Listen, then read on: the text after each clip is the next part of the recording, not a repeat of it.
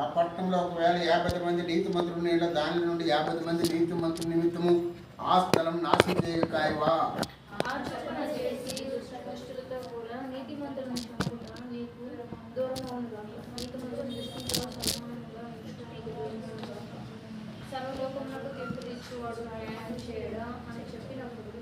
యెహోవా సొదొమ పట్టణంలో 50 మంది నీతిమంతులు కనబడినలా వారిని బట్టి ఆ స్థలమంతటిని కాయుదున నేను.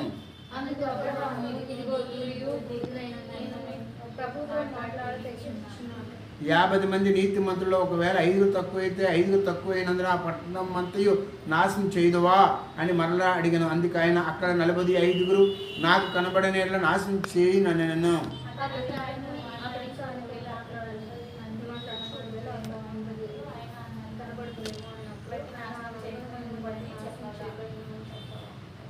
ముప్పై వచనం, అతడు ప్రభు కోపపడని ఎడల నేను మాట్లాడిన ఒకవేళ అక్కడ 30 మందియే కనబడదురేమో అన్నప్పుడు ఆయన అక్కడ 30 మంది నాకు కనబడని ఎడల నాశనము చేయను నేను.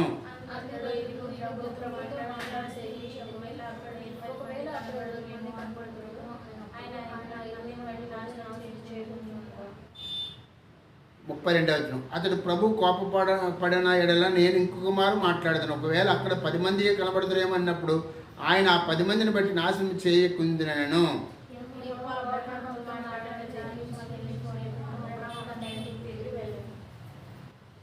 మరలా మొదటి పేతురు రాసిన పత్రిక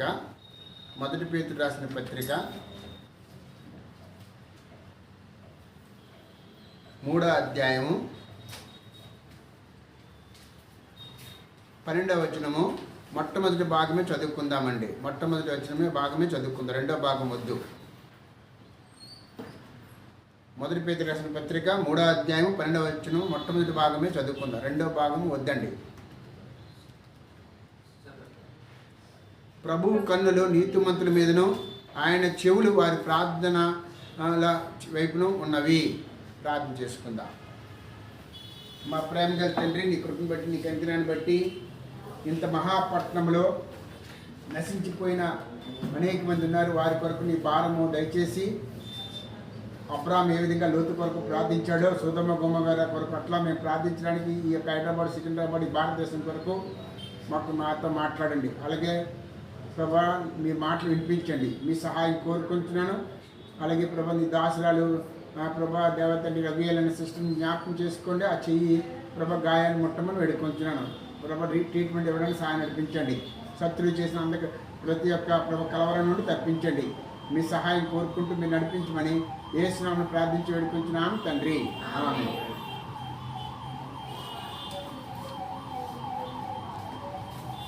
ఆదికాండము 18వ అధ్యాయం.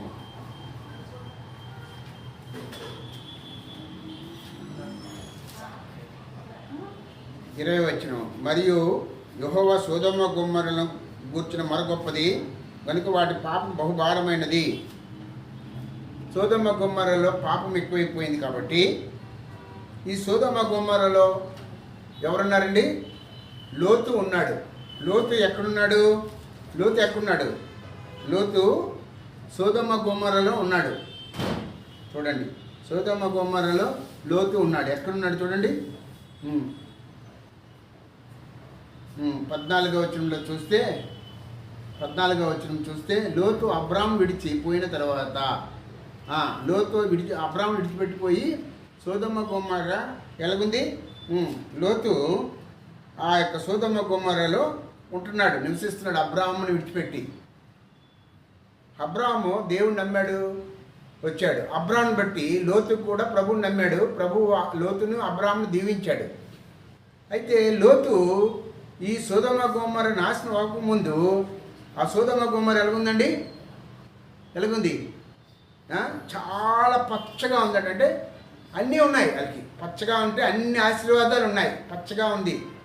అక్కడ ఉంటే అది నేను అనుభవిస్తాను, నేను దాన్ని అని 13-18 వచనం చదవమ్మా.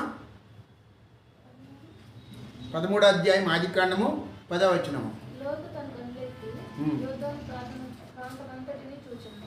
యెహోవా సొదొమ గొమొర్రా అను పట్టణములను నాశనం చేయకముందే సోయనుకు వచ్చే వరకు అంతయును యెహోవా తోటవలనే ఐగుప్తు దేశమును నీళ్లు పారదీశాడు. సొదొమ గొమొర్రా పట్టణం ఎలాగుంది? తోట వలె ఉందట. అంటే మంచిగా ఉంది. ఈ హైదరాబాద్ సికింద్రాబాద్ ఎలాగుందో అలాగుంది. అయితే ఈ యొక్క సొదొమ గొమొర్రా ఎలాగుంది? 13వ అధ్యాయం 13వ వచనం. అక్కడ మనుషులు ఎలాగున్నారు? బహు పాపులై ఉన్నారు. లోకము చూస్తే ఎక్కడ చూసినా పాపం ఉంది, ఎక్కడ చూసినా మోసం ఉంది. అందుకే మాయలోకము మోసపోకము అని పాట పాడినాను. మాయలోకము మోసపోకుము, యేసునందే రక్షణ దొరుకును నీకు. ఈ యొక్క సొదొమ గొమొర్రాలోని ఉన్న మనుషులు పాపులుగా ఉన్నారు. దేవుని దృష్టికి బహు పాపులై ఉన్నారంటే, దేవుడి దృష్టికి బహు పాపులై ఉన్నారంటే ఇంకా దేవుడు పరిశుద్ధి కనుక దేవుడు పాత నిబంధనలోని ఆ విధంగా సొదొమ గొమొర్రాలోని నాశనం చేయబోతున్నాడు. ఈ నాశనం రాకముందు దేవుడు ఏం చేశాడు? 17వ వచనము, 18వ అధ్యాయం 17వ వచనం, 18వ అధ్యాయం 17వ వచనము, ఆది కాండము 18వ అధ్యాయం 17వ వచనం.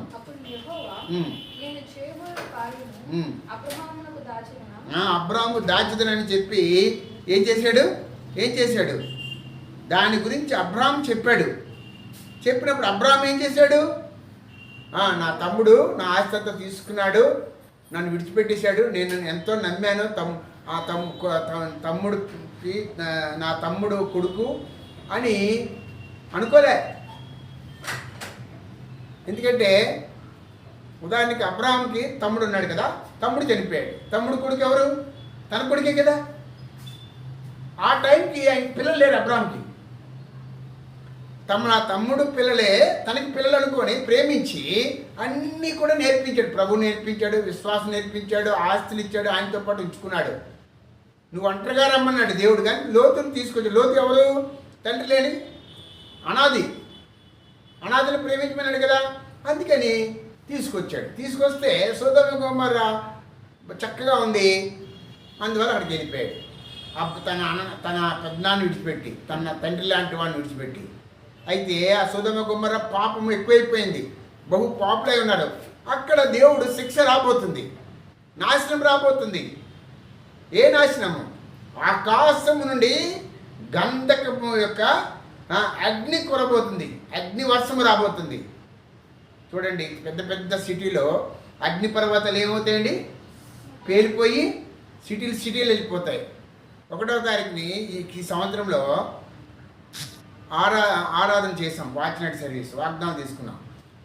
2వ తారీఖుని ఉపవాస ప్రార్థన చేశాం నేను ఉన్న సంఘంలో. 3వ తారీఖున ఏమైందో తెలుసండి? న్యూయార్క్ సిటీలో ఏమైంది మీకు తెలుసా? న్యూయార్క్ సిటీ అమెరికాలో ఏమైంది తెలుసా మీకు?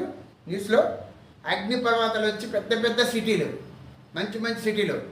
అక్కడ 5వ తారీఖుని మొత్తం ఆల్ ఇండియా సినిమా ఆటోగ్రఫీ వాళ్ళు అక్కడ మీటింగ్ ఉంది, కాన్వకేషన్ ఉంది.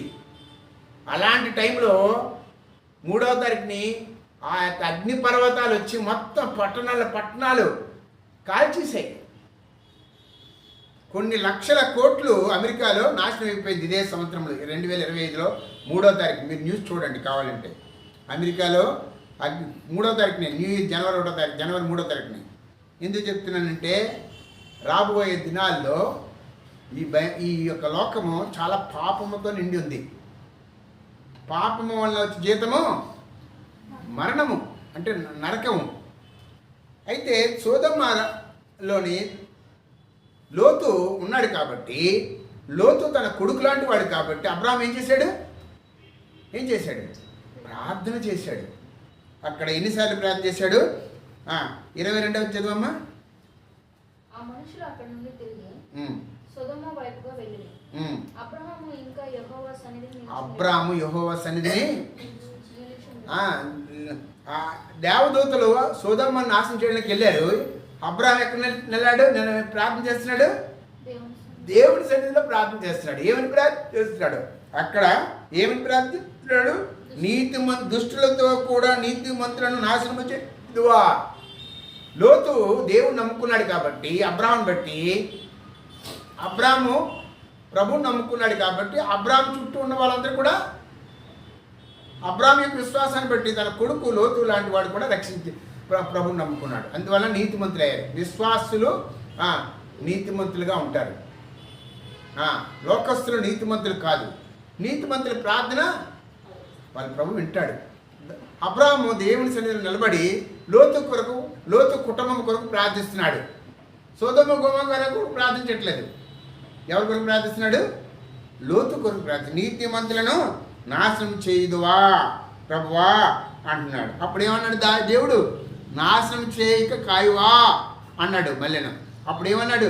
దుష్టులతో సమానంగా ఎంచుట నీకు దూరమవును గాక, సర్వలోకములకు తీర్పు తీర్చువాడా, న్యాయం చేయడా అని ప్రభువుని వేడుకుంటున్నాడు. ఇక్కడ చూస్తే 10 సార్లు ప్రభు సన్నిధిలో అబ్రాహాం ప్రార్థించాడు. 10 సార్లు 50 మంది నుంచి 45 మంది నుంచి, అలాగే 40 మంది నుంచి, 30 మంది నుంచి, 35 మంది నుంచి, ఇంకా ఎంతవరకు వచ్చాడు? 10 మంది వరకు వచ్చేసాడు. అంటే 10 మంది నుంచి 5 దగ్గరికి వస్తాడు. 5 దగ్గరికి ఎందుకు వస్తాడు అనుకుంటే లోతు భార్య, లోతు 2 పిల్లలు, 2 అల్లుళ్ళు. ఎంతమంది అయ్యారండి? 6 అయ్యారు కదా. 6లో కనీసం ఉంటారు అనుకున్నాడు లోతు. 5 వరకు ప్రార్థన చేద్దాం అనుకున్నాడు. ఎట్లానే లోతు కుటుంబం కాపాడాలి. అబ్రాహాం యొక్క విశ్వాసము, అబ్రాహాం యొక్క ప్రార్థన. మన విశ్వాసం కూడా అలాగే ఉండాలి. మన మొక్కలో రక్షించబడి మనం ప్రార్థన చేస్తే ప్రభు మన కుటుంబం అంతా రక్షించబడి ప్రభు అని యేసునంత విశ్వాసం అప్పుడు నీవును నీ ఇంటి వారందరూ ప్రతి ఒక్కరు రక్షించబడారు. ఒక్క డెక్కైనను మిగలదు నరకంలో. ఈ లోకంలో అందరూ పరలోకంలో ఉండాలి. ప్రభు అందరూ మారు మనసు పొందాలని కోరుకుంటున్నాడు. నీవు నేను అలాంటి ప్రార్థన చెయ్యాలి. అందరూ రక్షించబడాలి. మన కుటుంబంలో అందరూ రక్షించబడాలి. నేను ఇక్కడ వైజాగ్ హైదరాబాద్ రావడానికి కారణం అదే. నా పిల్లలిద్దరిని ప్రభువులో పెంచాలి ఆత్మీయంగా. నేను రక్షించబడి సేవ చేసి నా పిల్లలు నరకానికి వెళ్ళిపోతే నాకు ఇష్టమా? మనకి ఇష్టం లేదు, బాధ. అలాగే అబ్రాము దీవించబడ్డాడు. అబ్రాము ప్రభువుని నమ్మాడు, విశ్వాసం కలిగాడు. లోతు కూడా విశ్వాసం కలిగి ఉన్నాడు. అయితే ఇక్కడ ఏమైందండి? అప్పుడు ఇంకా ప్రార్థన చేస్తున్నాడు. ఏమని ప్రార్థన చేస్తున్నాడు? అతను ఇంకా ఆయనతో మాట్లాడుతూ, ఒకవేళ అక్కడ 40 మంది ఇంకా మాట్లాడుతున్నాడు.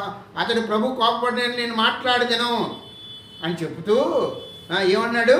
31వ వచనం, అందుకు ఆయన ఇదిగో ప్రభువా, ప్రభుతో నేను మాట్లాడదించుచున్నాను అని అన్నాడు. మళ్ళీ 32వ వచనం, అతడు ప్రభువు కోపపడనే నేను ఇంకొక మారు మాట్లాడదను, ఒకవేళ అక్కడ 10 మంది కనబడదురేమో అన్నప్పుడు ఆయన 10 మందిని బట్టి నాశనం చేయగలిగిందని. అంటే 10 మంది కూడా లేరు అక్కడ. ఈ విధంగా ప్రార్థన చేశాడు అబ్రాహాము. ఒక టైం వచ్చింది. ఏమైందండి? ఏమైంది? 13వ వచనం చదవమ్మా. 18వ అధ్యాయం 13వ వచనము.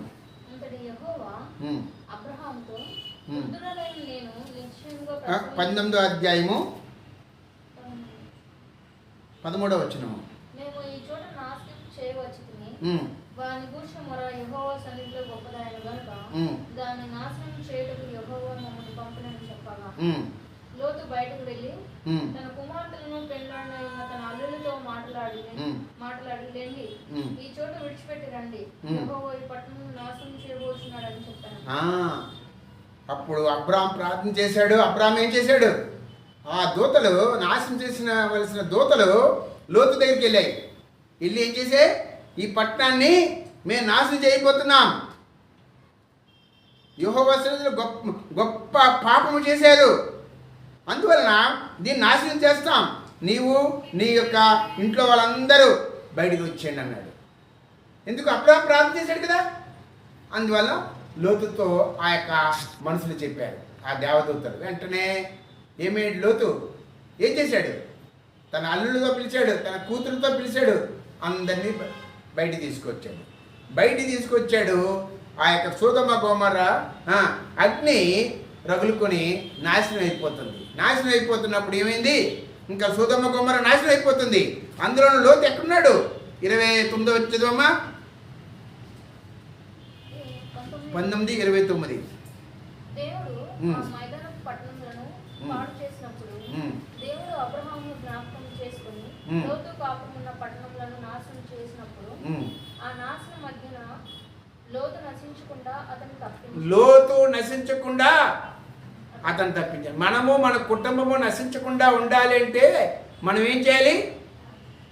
నశించిన దాన్ని వెనక రక్షించుటకు మనిషి కుమారుడు ఈ లోకములకు వచ్చిన వాక్యం నమ్మదగినది పూర్ణాంగీకారము. నేను పాపులను రక్షించుటకు క్రీస్తు యేసు ఈ లోకములకు వచ్చిన వాక్యం నమ్మదగినది పూర్ణాంగీకారము. నేను పాపులనే పిలువ వచ్చింది కానీ నీతిమంతులను పిలవలేదు. ఈ లోకము నాశనం రాబోతుంది. అందువల్లనే ప్రభు ఏమన్నాడు? మీరు సర్వలోకానికి వెళ్ళి సర్వ సృష్టికి సువార్త ప్రకటి. ఏ సువార్త? చనిపోయిన తర్వాత నరకానికి వెళ్ళిపోయిన తర్వాత చెప్తే లాభము లేదు. చూడండి, ఎవరైనా చనిపోక ముందే యేసు ప్రభువుని నమ్ముకో, నువ్వు చచ్చిపోతే నరకానికి నుండి పరలోకానికి వెళ్తావని చెప్తే ఆయన నమ్మాడు అనుకోండి, అప్పుడు ఆయన పరలోకంలో ఉన్నాడు అనుకోండి, దేవుడికి ఎంత సంతోషము. 99 గొర్రెల్లోనే ఒక గొర్రె తప్పిపోతే ప్రభువు ఏం చేస్తాడు? సంతోషిస్తాడు కదండి. ఆ గొర్రెను ఎత్తుకొని తప్పిపోయిన నా గొర్రె దొరికింది, తప్పిపోయిన నా కుమారుడు దొరికాడు ఆయన దేవదూతలతో సంతోషిస్తాడు. అందువల్ల తప్పిపోయిన ఒక అతని కొరకు ప్రభు రక్షించాలని కోరుకుంటున్నాడు. ప్రియులారా, మనం రక్షించబడ్డాం, దేవునికి వందనాలు. మన పిల్లలు, మన కుటుంబము, మన అన్నదమ్ములు, మన అక్క చెల్లెళ్ళు అందరూ రక్షించబడాలి. అదే ప్రభు ఆశ. అదే అబ్రాహాం ప్రార్థన చేశాడు. మనం కూడా ప్రార్థన చేద్దామా? అబ్రాహాం ప్రార్థన చేశాడు, ఆ సొదొమ గొమొర్రా నుండి లోతు తప్పించబడ్డాడు కదా.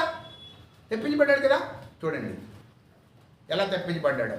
ఇప్పుడు లోతు గురించి దేవుడు సాక్ష్యం ఇస్తున్నాడు. దేవుని వాక్యం చెప్తాడు. 2వ పేతురు రాసిన పత్రిక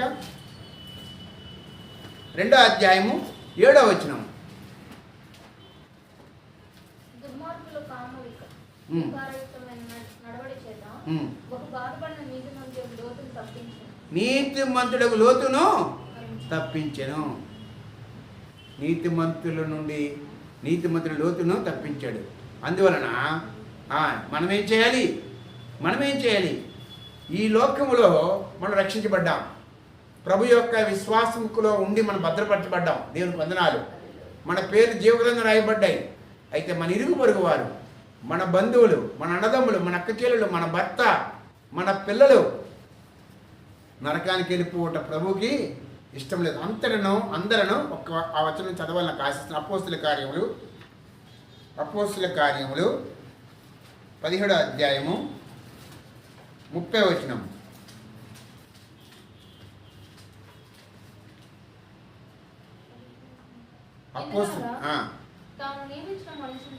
కాదండి, అపోస్తుల కార్యము 17వ అధ్యాయం 30వ వచనం.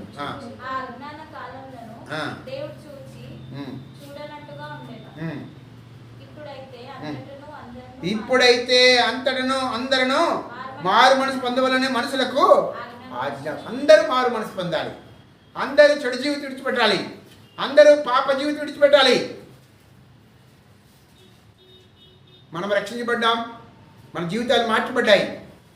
అయితే మన అన్నదమ్ముల కొరకు, మన అక్క చెల్లెల కొరకు, మన పిల్లల కొరకు, మన ఇరుగు పొరుగు వారి కొరకు, ఈ హైదరాబాద్, సికింద్రాబాద్లో ఉన్న ప్రజల కొరకు, ఈ భారతదేశంలో ఉన్న ప్రజల కొరకు మనం ప్రార్థన చేయాలి. అదే సంఘ బాధ్యత. నశించిపోయిన ఆత్మల కొరకు మనం ప్రార్థన చేయాలి. చూడండి, భారతదేశం ఆగస్టు 15 నాడంటే ఈ వారం అంతా కూడా స్వతంత్రం చేసుకున్నాం. ఏ స్వాతంత్ర్యము? ఆగస్టు 15 నాడు చెప్తాను ఆ మెసేజ్. పాప బానిసత్వంలో ఉన్న మానవులకి విడుదల కావాలి. శరీర సంబంధమైన స్వాతంత్ర్యము ఈ లోకం మట్టుకే ఉంటుంది. మన భారతదేశ స్వాతంత్ర్యము ఈ లోకం మట్టుకే ఉంటుంది. నరకానికి, అగ్నిగుండానికి తప్పించబడే నిజమైన స్వాతంత్ర్యం అదే మారు మనస్సు. అదే పాపము నుండి శిక్ష, నరకము, అగ్నిగుండము తప్పించబడాలంటే సంఘము ఏం చేయాలి? నీవు నేనేం చేయాలి? రక్షించబడిన వాళ్ళము. అబ్రాహాం ఎట్లా ప్రార్థించాలి? అట్లా ప్రార్థించాలి. 1 పేతురు రాసిన పత్రిక 4వ అధ్యాయం 3వ అధ్యాయం 1 పేతురు రాసిన పత్రిక 3వ అధ్యాయము 12వ వచనము. ప్రభు కన్నులు నీతిమంతుల మీదను, ఆయన చెవులు వారి ప్రార్థన వైపున ఉన్నవి. ప్రభు కన్నులు ఎవరి మీద ఉన్నాయండి? నీతిమంతుల మీద ఉంది. మనం ప్రార్థన చేద్దామా? మనం నీతిమంతులమే. యేసు రక్తం చేత కొనబడిన ప్రతి ఒక్కరు నీతిమంతులే. మనల మీద ఏ రక్తం ఉందండి? మన పాప డాగులు, మన అపవిత్రమైన డాగులు, మన శరీర సంబంధమైన ప్రతిదీ తీసివేసి యేసు రక్తం ద్వారా మనము నీతిమంతులయ్యాం. చూసారా ఏ విధంగా సెట్ వేసుకుంటామో, మన యొక్క బాడీని కనిపించకుండా డ్రెస్ వేసుకుంటామో, అలాగే మన శరీరం మీద యేసు రక్తం ఉంటుంది. యేసు ప్రభు వారి శిలువ రక్తం ఉంటుంది. దానివల్ల మనం నీతిమంతులయ్యాం. యేసు నమ్మిన వారందరూ కూడా నీతిమంతులు. ఆయన రక్తం ద్వారా, ఉచితమైన కృప ద్వారా మనం నీతిమంతులుగా తీర్చబడ్డాం. విశ్వాసంతో మనం ప్రార్థన చేయాలి. ఎవరి కొరకు? మన కొరకు, మన జీవితాల కొరకు, మన కుటుంబం కొరకు, మన ప్రాంతముల కొరకు. మనము ఏం తిద్దామా, ఏమి త్రాగుదామా, ఏం ధరించుకుందామా, ఏం ఉద్యోగం చేసుకుందామా, ఎట్లా జీవిద్దామా, ఎట్లా ఇల్లు కట్టుకుందాం, వాటి కొరకు అందరూ ప్రార్థిస్తారు. అయిపోతే ఒకరోజు అయితే నశించిపోయిన దాన్ని వెతకి రక్షించడానికి ప్రభు వచ్చాడు. దాని కొరకు ఆయన ప్రాణం పెట్టాడు, ఆయన పని చేసాడు. సంఘానికి ఒక బాధ్యత ఇచ్చాడు. ఒకటి ఏంటి? ప్రార్థన. ప్రార్థన ప్రార్థన అపోస్తుల బోధ ఏందును, సహవాసం ఏందును, రొట్టె విరుచులు ఏందును, ప్రార్థన ఏందును ఎడతెక్కకుండా. మన ఇంట్లో ప్రార్థన చేస్తాం రోజు 4 సార్లు, పూటకి రోజుకి 4 సార్లు. సంఘ ప్రార్థన కూడా చాలా ఉంటుంది. సంఘానికి ఏంటి బాధ్యత? రండి. సంఘానికి ఏమి ఇచ్చే responsibility of the work of the church. 16, 18 చదువమ్మా.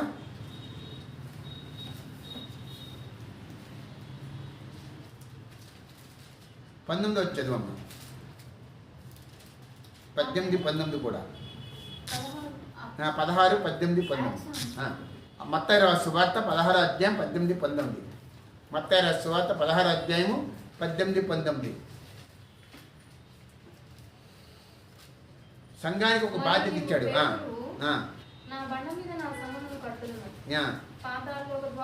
పాతాళలోక ద్వారబంధములు దాని ఎదుట. దీని అర్థం మనం చేసుకోవాలి. చదువమ్మా.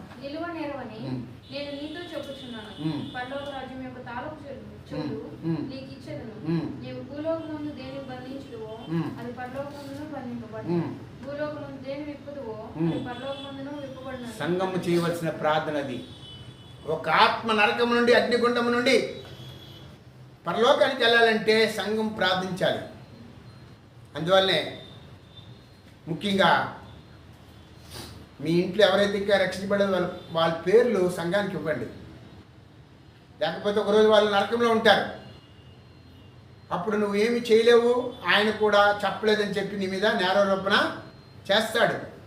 అందువలన ముందు మనము వారి కొరకు ప్రార్థించాలి. మా నాన్నగారి కొరకు, మా అమ్మగారి కొరకు నేను 7 సంవత్సరాలు ప్రార్థించాను. ఆ విధంగా ప్రార్థిస్తే 7 సంవత్సరాల తర్వాత వారు రక్షించబడ్డారు. ఎందుకంటే మా నాన్నగారు, మా అమ్మగారు నన్ను ఎక్కువ ప్రేమించారు. మా పెద్దక్క కూడా, నేను కూడా వాళ్ళని ప్రేమించాను. ప్రేమించామంటే ఏం చేయాలి? వాళ్ళకి నరకాన్ని పంపించేద్దామా? ప్రభు వాళ్ళని ప్రేమించి మన నరకం నుండి తప్పించాడు కదా, అగ్నిగుండం నుండి తప్పించాడు కదా, సొదొమ గొమొర్రా నుంచి లోతును తప్పించాడు కదా, అబ్రాహాము ప్రార్థన చేశాడు కదా. అలాగే మనం కూడా మన కుటుంబం కొరకు ప్రార్థించాలి. మన భర్త కొరకు, మన పిల్లల కొరకు, మన ఇరుగు పొరుగు కొరకు, మన స్నేహితుల కొరకు, మన బంధువుల కొరకు ప్రార్థన చేయాలి. ఒకవేళ వాళ్ళు మనం ద్వేషించినా, ఒకవేళ మన గురించి అర్థం చేసుకోలేకపోయినా అది వాళ్ళ విజ్ఞప్తికే వదిలేద్దాం. ప్రభువు అందరినీ ప్రేమించమన్నాడు. అందరినో అంతటినో రక్షించబడాలని ప్రభు కోరుతున్నాడు. నశించడాన్ని వెతకి రక్షించడానికి ప్రభు వచ్చాడు. ప్రియులారా, అబ్రాహాము ప్రార్థించాడు, లోతు తప్పించబడ్డాడు. మనం కూడా ప్రార్థిద్దాం. మన బంధువుల కొరకు, మన స్నేహితుల కొరకు, మన భారతదేశం కొరకు, మన ఇరుగు పొరుగు వారి కొరకు, ఈ యొక్క ట్విన్ సిటీలో ఉన్న ప్రజల కొరకు, ఈ 2 తెలుగు రాష్ట్రంలో ఉన్న ప్రజల కొరకు ప్రార్థిద్దాం. మీకు తెలియదు కానీ రోజుకి 4 సార్లు ప్రార్థిస్తాను. ఎవరి కొరకు? భారతదేశం కొరకు. భారతదేశంలో ఎన్ని స్టేట్లు ఉన్నాయండి చెప్పమంటారా? నాకు కంఠస్థమే. UP, Haryana, Chhattisgarh, Jharkhand, Madhya Pradesh, Maharashtra, Manipur, Nagaland, Arunachal Pradesh, Himachal Pradesh, Orissa, Assam, Bihar, west Bengal. ఇటు అయిపోయింది. అటు వెళ్ళాలి. ఇటు పంజాబ్, ఢిల్లీ, కాశ్మీర్, ఇంకా రాజస్థాన్, గుజరాత్ అన్ని పేర్లు వచ్చాయి కదా. కర్ణాటక, కేరళ, తమిళనాడు, ఆంధ్ర, తెలంగాణ, ఇంకా ఒరిస్సా, ఇంకా శ్రీలంక, పాకిస్తాన్, ఆఫ్ఘనిస్తాన్. ఇదంతా కూడా భారతదేశమే కదండి పూర్వం. ఉత్సాహం స్టేట్కి ఏం మర్చిపోయినా మిజోరాం, డార్జిలింగ్. మిజోరాం కూడా ఒక స్టేట్ అయిపోయింది కదండి ఇప్పుడు. డార్జిలింగ్ అలా మనం ప్రార్థన చేయాలి అన్ని స్టేట్లు పెట్టి. ఒకవేళ వాళ్ళు మనం ద్వేషించినా అక్కడ ఎవరినో ఒక లేపుతాడు నాలంటుంది దేవుడు. ఒక సువార్తికున్నో, ఒక సేవకున్నో, ఒక దేవుని బిడ్డల్లో క్రైస్తవులను, వాళ్ళ ద్వారా దేవుడు సంఘం కట్టబడుతుంది. మణిపూర్లో ఈరోజు ఇంత అద్భుతంగా అక్కడ శ్రమ జరుగుతున్నాడు. అక్కడ ఎంతమంది క్రైస్తవులు ఉన్నారు తెలుసా మీకు? ఇన్ని పర్సెంట్ ఏ స్టేట్లో ఎంతమంది ఉన్నారో మీకు తెలుసా? ఆన్లైన్ కొట్టండి, గూగుల్లో తెలిసిపోతుంది కదా. 98% మణిపూర్లో క్రైస్తవులు, అంటే 2% హిందువులు. అయితే భారతదేశం అంతా కూడా క్రైస్తవులు చాలా తక్కువ మంది ఉన్నారు. 140 కోట్ల మందిలో 20 కోట్ల మంది, ఒక 30 కోట్ల మంది క్రైస్తవులు ఉండొచ్చు. మిగిలిన వాళ్ళందరూ 100 కోట్ల మంది నరకానికి వెళ్ళిపోవడం ప్రభుకి ఇష్టమా? అందరూ మంచోళ్ళే, వాళ్ళు ఏం చెడ్డోళ్ళు కాదు. యేసు ప్రభువుని అంగీకరించలేకపోయినా చెడ్డోళ్ళు కాదు. యేసు ప్రభువుని క్రైస్తవులు హింసించిన వారందరూ చెడ్డోళ్ళు కాదు, గుర్తుంచుకోండి. క్రైస్తవులు హింసించేవారు చెడ్డవారు కాదు, వాళ్ళు అజ్ఞానంతో చీకట్లో అలా చేస్తున్నారు. వారి కొరకు ప్రార్థించాలి. స్టెఫను చంపినప్పుడు సౌలు ఏం చేశాడండి? వెళ్ళి ఆర్డర్ తెచ్చుకున్నాడు క్రైస్తవులు హింసించడానికి, సంఘాన్ని హింసించడానికి కదండి. అంతేకాకుండా స్టెఫను చనిపోయినప్పుడు స్టెఫను బట్టలకి సౌలే ఉన్నాడు. స్టెఫను ప్రార్థన చేశాడు కదా. ఎంత ప్రార్థన చేశాడు? ఏం జరిగింది? స్టెఫను మరణం ద్వారా సౌలు పౌలుగా మార్చాడు. నీ ప్రార్థన నా ప్రార్థన మారుతుంది. అబ్రాహాం ప్రార్థించాడు, లోతు తప్పించబడ్డాడు కదా. స్టెఫను ప్రార్థించాడు కదా. అలాగా మనం కూడా ఒకవేళ వాళ్ళు క్రైస్తవులు హింసిస్తున్నారంటే వాళ్ళు ఏముంది? దేవుని మీద భక్తి ఉంది, నిజమైన క్రీస్తుని ఎరగలేకపోతున్నారు. దేవుడి మీద భక్తి ఉండబట్టే చేస్తున్నారు. ఈ బజరంగ దళ్ కానీ, బీజేపీ కానీ, జనతా, ఈ యొక్క విశ్వ హిందూ పరిషత్ కానీ, ఇంకా చాలామంది ఉన్నాయి కదా, శివసేన కానీ, వీళ్ళందరూ కూడా మంచోలే. మనకన్నా భక్తిపరులు, మనకన్నా పరిశుద్ధులుగా ఉంటారు. అబద్ధం ఆడరు వాళ్ళు చాలా నిష్ఠగా ఉంటారు. కానీ ఇతర దేశస్తుల దేవుడు అనుకుంటున్నారు వాళ్ళు చీకటిలో ఉన్నారు, వారు అమాయకులు. యేసు ప్రభు యొక్క మహిమను, యేసు ప్రభు ప్రేమ తెలుసుకోవాలి, మహిమను తెలుసుకోవాలంటే ముందు మనకి ఏం చేయాలి? మన మనోనేత్రములు, మన ఆచారాలన్నీ తీయబడాలి. గుడ్డివారుగా ఉన్నారు వాళ్ళ కొరకు మనం ప్రార్థించాలి. తెలుసండి, అబ్రాహాం ప్రార్థించాడు, లోతు తప్పించబడ్డాడు. యేసు ప్రభు ఏమంటున్నాడు చూడండి. యేసు ప్రభు ఒక్క మాట ఏమన్నాడు చూడండి. లోకరాజు సువార్త 23వ అధ్యాయం. యేసు ప్రభుని హింసిస్తున్నారు, ఒక పక్క నుంచి సిలువ వేస్తున్నారు, హేళన చేస్తున్నారు. అయితే యేసు ప్రభు ఏం చేస్తున్నాడు? 34వ వచనం అందరికీ తెలుసు. 23వ అధ్యాయం లోకరాజు సువార్త 34వ వచనం.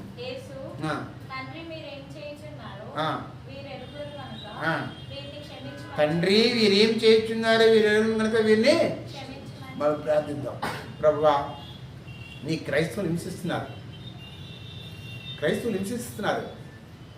సువార్తకులు హింసించబడుతున్నారు. కానీ వారు ఏం చేస్తున్నారు? వారు ఎరుగురు కనుక వారిని క్షమించు, వారిని మార్చు, వారిని నిత్య నాశనం నుండి నిత్య నరకం నుండి తప్పించు అని మనం ఎలా ప్రార్థన చేయాలి? నీతిమంతుల ప్రార్థన ప్రభు వింటాడు. ఆయన వారి చెవులను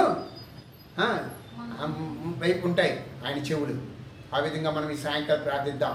ముఖ్యంగా హైదరాబాద్, సికింద్రాబాద్లో జనాభా అందరికన్నా కోటి ఎక్కువైపోయింది. ఇంతకుముందు నాది 1980లో హైదరాబాద్ ఇంత ఎక్కువ లేదు. ఇప్పుడు బయటకు రావాలంటే భయం వేస్తుంది. ట్రాఫిక్ జామ్, మరి తిరిగి క్షేమంగా టైంకి వస్తామో తెలీదు.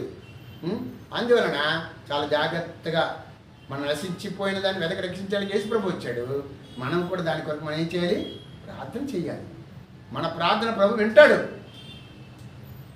ఆయన ప్రార్థన వినడానికే ఉన్నాడు. అయితే మనం ఎవరి కొరకు ప్రార్థించాలి? నిస్వార్థమైన ప్రార్థన ఉండాలి, స్వార్థంతో కూడిన ప్రార్థన కాదండి. ముందు ప్రభువు కొరకు, నశించిన ఆత్మల కొరకు ప్రార్థన చేయండి.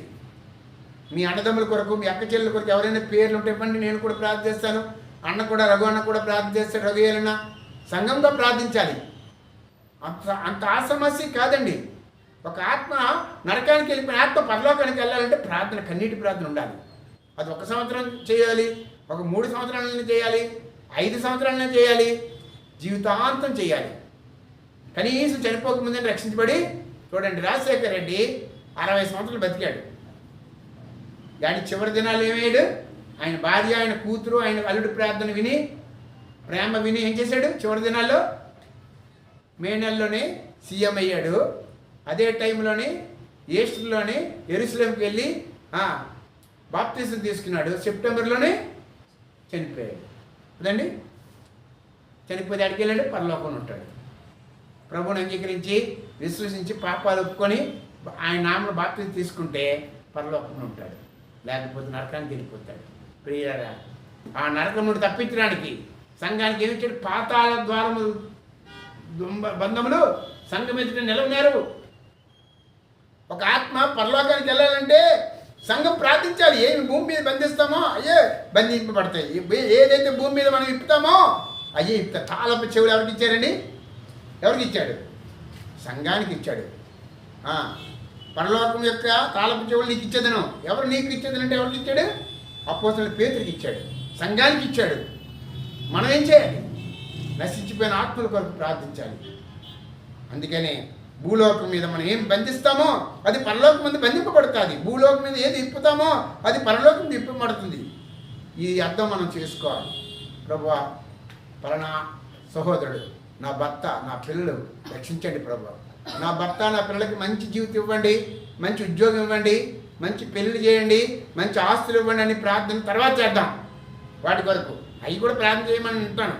ముఖ్యంగా నరకానికి వెళ్ళిపోకుండా, అగ్ని గుండం నుండి తప్పించడానికి ప్రభు ప్రార్థన చేద్దాం. చూడండి, సొదొమ గొమొర్రా ఈ దినం వరకు కూడా అక్కడ చెట్లు మొలవండి. పరలోకం నుండి ఏమొచ్చింది? గంధపు అగ్ని వచ్చి కురిసింది. లోతు భార్య ఏమైపోయింది? వెనక్కి చూసి ఉప్పు సంబంధం అయిపోయింది. ఈ లోకంలో రక్షించబడిన తర్వాత వెనక్కి చూడకండి, ముందున్న వాటి కొరకు ఎగిరిపడాలి. అయితే ఒక రోజు వస్తుంది ఈ లోకం కొరకు. ఎట్లా ఉంటుంది? లోకం అంతం రాబోతుంది. కొత్త పాత భూమి, పాత ఆకాశం గతించిపోతాయి. భూకంపాలు వస్తున్నాయి. రష్యాలో భూకంపం వచ్చింది, సునామీ భూకంపం ఒక్కసారి వచ్చింది జూన్ నెలలో. ప్రియులారా, ఈ లోకానికి ఎలా రాబోతుందో తెలుసా మీరు? మత్తయి 11వ అధ్యాయము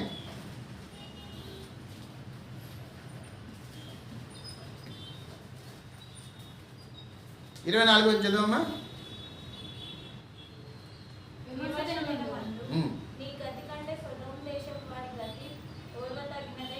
ఓర్వదగినదే అంటే కొంచెం ఓర్చుకోవచ్చు. సొదొమ గొమొర్రాలో లోతు ఓర్చుకున్నాడు కదా.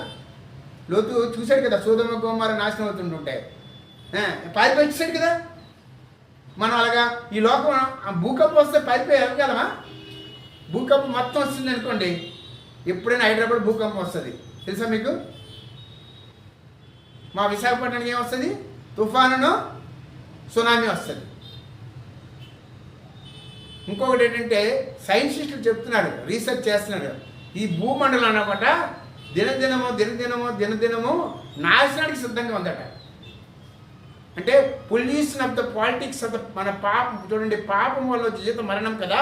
మనం ప్లాస్టిక్ కవర్ వాడినా, లేకపోతే ఒక చెట్టు నరికినా, లేకపోతే మనము పరిశుభ్రంగా లేకపోయినా మన ఇంట్లో కానీ బయట కానీ పరిసరాలు కానీ మన వీధులు కానీ మన వీధులు కానీ, హైదరాబాద్ ఎక్కడికి వెళ్ళినా సరే గుయ్యలు ఉంటాయి, శుభ్రం ఉండదు. ఒక్క ఇది బంజారా హిల్స్ను మాదాపూర్ హైటెక్ సిటీ కొంచెం బాగుంటుంది అనుకుంటా. హైటెక్ సిటీ పక్కన కూడా బాగోదు కొన్ని ఏరియాలో. ఎందుకు చెప్తున్నానంటే ఎక్కడ చూసినా పొల్యూషన్ అయిపోయింది. ఎందువల్ల అయిపోయింది? మానవ యొక్క జీవితాలు బట్టే, మనం చేసిన చెడు అలవాట్లు బట్టే, మనం చేసిన పాపాలు బట్టే. అందువల్ల ఏమన్నాడు? విమర్శ దినమందు విమర్శ, ఒకరోజు తీర్పు జరగబోతుంది. దేవుడు ప్రభు ఈ లోకానికి నీ గతి కంటే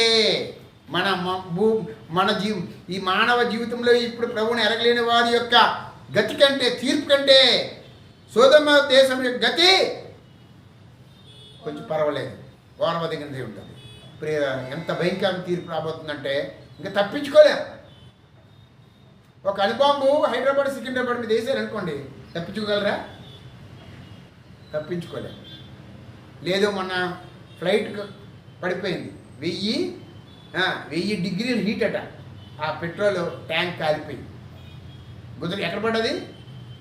గుజరాత్లోనే పడ్డది. మోడీ తప్పించుకోగలడా? మోడీ గుజరాతుడే కదా. తప్పించగలిగాడా ప్రైమ్ మినిస్టర్? సడన్గా ఈ సంవత్సరంలో జరిగిన హఠాత్తు మరణాలు హఠాత్తు పరిస్థితులు వస్తున్నాయి, భూకంపాలు వస్తున్నాయి. రష్యా ఎంతో గొప్ప నాలెడ్జ్ కలిగింది. ఈరోజు కూడా 3 సంవత్సరాల నుంచి యుక్రెయిన్కి రష్యాకి యుద్ధాలు జరుగుతున్నాయి. అలాగే ఇంకా ఇస్రాయేల్కి పాలస్తీనాలకి యుద్ధాలు జరుగుతున్నాయి. ఇంకా రాబోయే దినాల్లో 2గా చీలిపోతాయి ప్రపంచంలో ఉన్న దేశాలన్నీ కూడా. అందరూ యుద్ధములు కలవరం, భూకంపములు కలుగుతాయి. అవన్నీ చెప్పాలని సమయం చాలు. ఎంతో భయంకరమైన తీర్పు రాబోతుంది లోకానికి. ఒకరి మీద ఒకరు లేస్తారు. ప్రియులారా, దేవుని బిడ్డమైన మనము ప్రార్థిద్దాం. ప్రభువా, రాబోయే ఉగ్రత నుండి తప్పించండి, రాబోయే తీర్పు నుండి తప్పించండి. లోకానికి నాశనం రాబోతుంది, అంతం సూర్య చంద్రులు చీకటి కమ్ముతారు, ఆకాశం భూమి గతించిపోతుంది, సముద్రం ఎక్కువ ఉండదు. దీని నుండి మానవులు మనం ఎక్కడుంటాం? అనేక ధనవంతులు, రాజులు కప్పుకోవడానికి కొండల మీద పరిగెడతారట ప్రకటన గ్రంథంలో చూస్తే. ఆ నిత్యమైన తీర్పు నుండి తప్పించబడడానికి, నిత్యమైన నాశనం నుండి తప్పించబడడానికి మనము, మన పిల్లలు, మన కుటుంబం, మన బంధువులు, మన అన్నదమ్ములు, మన చిరుగుబారు వారు, మన పట్టణంలో ఉన్నవారు, మన భారతదేశంలో ఉన్నవారు అందరూ రక్షించబడడానికి, నిజమైన స్వాతంత్రం రావడానికి మనం ప్రార్థిద్దాం. లోతు ఎట్లా ప్రార్థించాడో మన యొక్క దేశం కొరకు, మన ప్రజల కొరకు, మన కుటుంబస్తుల కొరకు ప్రార్థిద్దాం. ప్రార్థనలోకి వెళ్దాం. రండి, ప్రార్థన చేద్దాం. అందరూ ప్రార్థనలోకి రండి.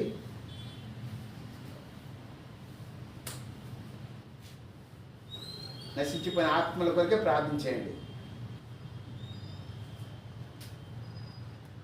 ఎవరైనా మీ పేర్లు ఉంటే వాళ్ళ పేరు కూడా ఎత్తి ప్రార్థన చేయండి. మీ భర్త, మీ భార్య, మీ పిల్లలు ఉంటే వాళ్ళు కూడా రక్షించమని ప్రార్థన చేయండి, పర్లేదు. లోతు ఎట్లా ప్రార్థించాడు, అబ్రాహాం ఎట్లా ప్రార్థించాడు లోతు కొరకు.